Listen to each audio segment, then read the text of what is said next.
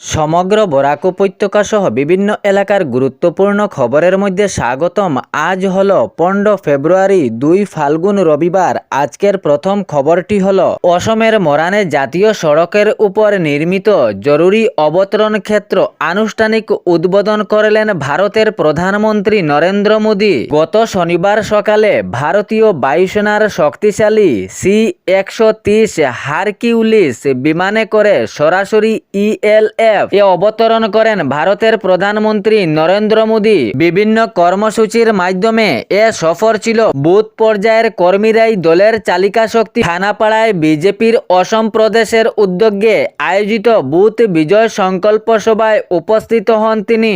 প্রথমেই অসমিয়াতেই ভাষণ শুরু করেন। জয় আই অহম ধ্বনিতেও তিনি জনসাধারণকে মুগ্ধ করেন।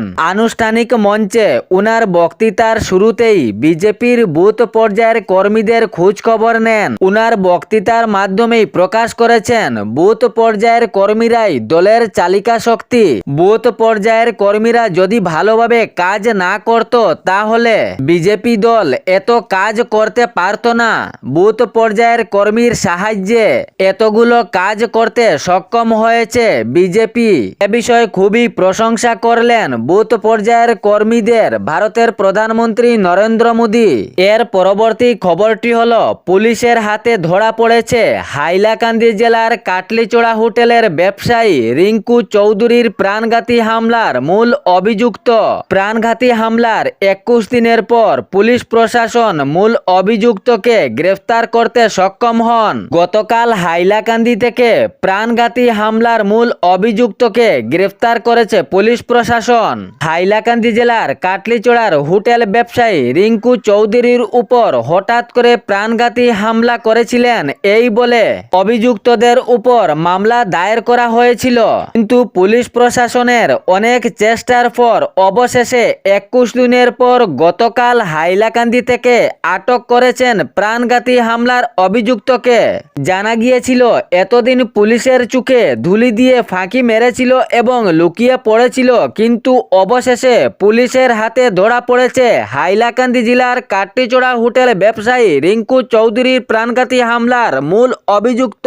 এর পরবর্তী খবরটি হলো বিতর্কিত ভিডিও তৈরির মামলা এবং সামাজিক মাধ্যমে পোস্ট করার অভিযোগে প্রদেশ বিজেপির সোশ্যাল মিডিয়া কোঅর্ডিনেটর রণবিকাশ গৌরবকে সাময়িক বরখাস্ত করা হয়েছে। জানা গিয়েছে AI অর্থাৎ কৃত্রিম বুদ্ধিমত্তা ব্যবহার করে মুখ্যমন্ত্রীর একটি ভিডিও বানানো হয়েছিল, যা মুখ্যমন্ত্রীকে একটি রাইফেল তাক করা অবস্থায় দেখানো হয়েছিল। কিন্তু মুখ্যমন্ত্রী ডক্টর হিমন্ত বিশ্ব শর্মাকে এ ব্যাপারে জিজ্ঞাসা করলে মুখ্যমন্ত্রী বলেন, আমি এ ভিডিওর ব্যাপারে কিছু জানি না। কিসের ভিডিও, কে সামাজিক মাধ্যমে পোস্ট করেছে এ ব্যাপারে আমার কিচ্ছু জানা নেই। তবে সূত্রে জানা গিয়েছে দলীয় অনুমতি ছাড়াই ওই ভিডিওটি সামাজিক মাধ্যমে পোস্ট করা হয় এবং প্রকাশ্য আসতেই তীব্র বিতর্কের সৃষ্টি হয়। এ বিষয়ে রণবিকাশ গৌরবকে সাময়িক বরখাস্ত করা হয়েছে এবং তার বিরুদ্ধে কারণ দর্শানোর নোটিশও জারি করা হয়েছে। মুখ্যমন্ত্রীকে হাতে রাইফেল তাক করা অবস্থায় দেখানো হয়েছিল, এ নিয়ে সামাজিক মাধ্যমে অনেক বিতর্কিত সৃষ্টি হয়েছিল। তাহার পর তদন্ত শুরু হয়। অবশেষে রণবিকাশ গৌরবকে সাময়িক বরখাস্ত করা হয় এবং তার বিরুদ্ধে কারণ দর্শানোর নোটিশও জারি করা হয়েছে। এর পরবর্তী খবরটি হলো বড়খলার ডলুতে বিদ্যুৎ চুরির অভিযোগে গ্রেফতার হওয়া শ্রমিকের রহস্যময় মৃত্যুকে ঘিরে পুরো চাঞ্চল্য সৃষ্টি হয়েছে।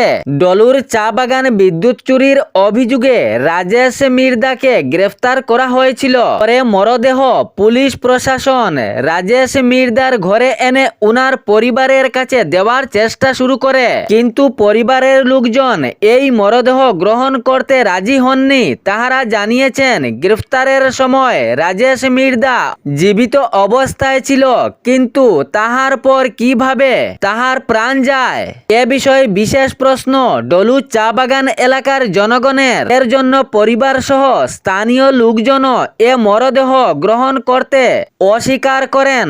এ নিয়ে উত্তপ্ত সৃষ্টি হয় ডলু চা বাগান এলাকায়। তাহার পর ঘটনাস্থলে উচ্চ আধিকারিক এসে উপস্থিত হন এবং এবং অনেক সান্ত্বনা দেওয়ার চেষ্টা চালান। তবে এ বিষয়ে এখনো পর্যন্ত পরিস্থিতি থমথমে ভাব রয়েছে।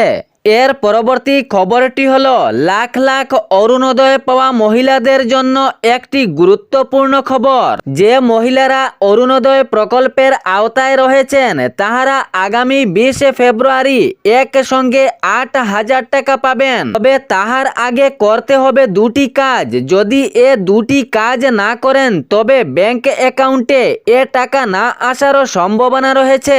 প্রথমত অবস্থায় ব্যাংক অ্যাকাউন্টের সাথে আধার কার্ডের লিঙ্ক অতি জরুরি হয়ে পড়েছে। দ্বিতীয় পর্যায়ে আধার কার্ড ভালোভাবে লিঙ্ক হয়েছে কিনা তাও নিশ্চিত করে দেখতে হবে। যে ব্যাংক অ্যাকাউন্ট অরুণোদয়ের সঙ্গে অন্তর্ভুক্ত রয়েছে সেই ব্যাংক অ্যাকাউন্ট এবং আধার কার্ড লিঙ্ক অতি জরুরি হয়ে পড়েছে। যদি লিঙ্ক না থাকে তাহলে অতি শীঘ্রই এটি সমাধান করেন, নইলে আগামী 20 ফেব্রুয়ারি একসঙ্গে অরুণোদয়ের 8,000 টাকা আপনার ব্যাংক অ্যাকাউন্টে না আসারও সম্ভাবনা রয়েছে। এর পরবর্তী খবরটি হলো স্থানীয় বিজেপি নেতৃত্বের চাপে পড়লেন কমলাক্ষ দে পুরকায়স্থ। বিতর্কের মধ্যে যদি কমলাক্ষকে দল প্রার্থী করা হয় তবে গৌতম রায়ের দশা হবে বলে বিজেপি দলে ঘুরপাক খাচ্ছে। বহিরাগত কাহুকে প্রার্থী করা হলে 2021-এর দশা দেখতে হবে চাঞ্চল্যকর কথা বিজেপি দলের একাংশের। বিজেপি মণ্ডল চা মোর্চার সভাপতি কৃষ্ণ সিং ছেত্রী স্পষ্ট বক্তব্য দেন, বিতর্কের মধ্যে কমলাক্ষ দে পুরকায়স্থকে দলের প্রার্থী করা হয় তবে 2021-এর দশা হবে। এর পরবর্তী খবরটি হলো শ্রীভূমি জেলাতে আরও একটি ভয়ঙ্কর সড়ক দুর্ঘটনা। ট্রাকে চাপা পড়ে এক তরতাজা কিশোরের প্রাণহানি। এ ভয়ঙ্কর সড়ক দুর্ঘটনাটি ঘটেছে শ্রীভূমি জেলার বদরপুরের শ্রীগৌরী এলাকার 6 নম্বর জাতীয় সড়কে। সূত্রে জানা গিয়েছে দ্রুতগতির এক ট্রাক পিছন দিক থেকে এসে ধাক্কা মারে একটি বাইককে। ট্রাকের এই জোরদার ধাক্কায় বাইকটি ছিটকে পড়ে এবং বাইক চালকও ছিটকে পড়ে। সেই সময় আরিফুল ইসলাম বড়বইয়া নামের এক কিশোরের ঘটনাস্থলেই মৃত্যু হয়ে পড়ে। ট্রাকের চাকার চাপে এই তরতাজা আরিফুল ইসলাম বড়বইয়া ঘটনাস্থলেই মৃত্যুবরণ করেন। তবে বাইক চালক গুরুতর জখম হলেও প্রাণে বেঁচে যায়। এই ভয়ঙ্কর ঘটনার পর ট্রাক চালক ঘটনাস্থল থেকেই পলায়ন হয়ে যায়। তারপর উত্তপ্ত পরিস্থিতি শুরু হয়। এ ঘটনার খবর পেয়ে পুলিশ প্রশাসন ঘটনাস্থলে উপস্থিত হন এবং মরদেহ উদ্ধার করে ময়না তদন্তের জন্য করিমগঞ্জ সিভিল হাসপাতালে প্রেরণ করেন। ঘাতক ট্রাক চালকের সন্ধানে অভিযান শুরু হয়েছে পুলিশ প্রশাসনের। স্থানীয়দের ক্ষুব্ধ প্রকাশ, বেপরোয়া গাড়ি চলাচলের জন্য এ ধরনের ভয়ঙ্কর ঘটনা ঘটছে, অনেকজন আহত নিহত হচ্ছেন। এর পরবর্তী খবরটি হলো আমি কখনো কাউকে কষ্ট দেই না, বিধানসভা ভোটে বিরোধীরা বুঝতে পারবে। এমন এই মত প্রকাশ করলেন অসমের মুখ্যমন্ত্রী ডক্টর হিমন্ত বিশ্ব শর্মা। হিমন্ত বিশ্ব শর্মা জানিয়েছেন রাজ্যের জনগণ বিজেপি দলকে কত ভালোবাসে তা আগামী বিধানসভা ভোটে বিরোধীরা বুঝতে পারবে। এ বিষয়ে বক্তব্য রাখতে অসমের মুখ্যমন্ত্রী ডক্টর হিমন্ত বিশ্ব শর্মা জানিয়েছেন আমাদের দল অর্থাৎ ভারতীয় জনতা পার্টি কখনো কাউকে কষ্ট দেয় না, সব সময় জনগণের স্বার্থে কাজ চালিয়ে যায়, জনগণের পাশেই থাকে বিজেপি দল। আগামী বিধানসভা ভোটে বিরোধীরা বুঝতে পারবে জনগণ ভারতীয় জনতা পার্টি অর্থাৎ বিজেপিকে কত ভালোবাসে। এমত প্রকাশ করলেন অসমের মুখ্যমন্ত্রী। এর পরবর্তী খবরটি হলো শিলডুবিতেও ভয়াবহ বাস দুর্ঘটনা, আহত নিহত হয়েছেন। গত শনিবার বেলা 11টার সময় এ ভয়ঙ্কর ঘটনাটি ঘটেছে। ইহাতে প্রাণ যায় এক যাত্রীর এবং সঙ্গে আহত একাধিক জন। শিলচর আইজল জাতীয় সড়কের শিলডুবিতে এ ভয়ঙ্কর বাস দুর্ঘটনাটি ঘটেছে।